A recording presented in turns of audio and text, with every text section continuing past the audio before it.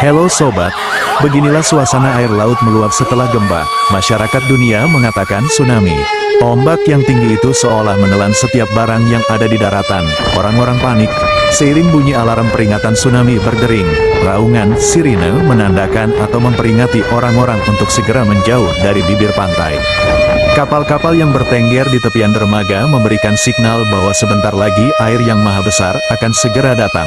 CCTV terus merekam kekuasaan Tuhan yang lebih dahsyat di tepian pantai. Kepanikan terus terjadi di seputaran pantai, sehingga semua orang menyelamatkan diri.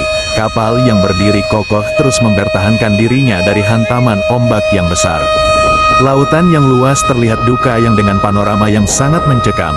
Tidak bisa dibayangkan jika menyentuh tubuh manusia yang kecil tentunya sangat miris.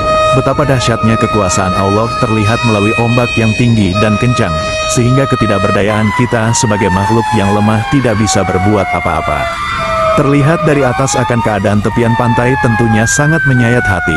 Tsunami Palu yang terjadi dalam tahun 2024 ini, mengingatkan kita betapa dahsyatnya tsunami Aceh tahun 2004. Tepatnya di hari Minggu jam 7 pagi, tanggal 26 Desember tahun 2004, air laut yang tinggi dan kencang datang menghampiri ibu kota. Sesudah gempa sekitar 9.0 skala Richter.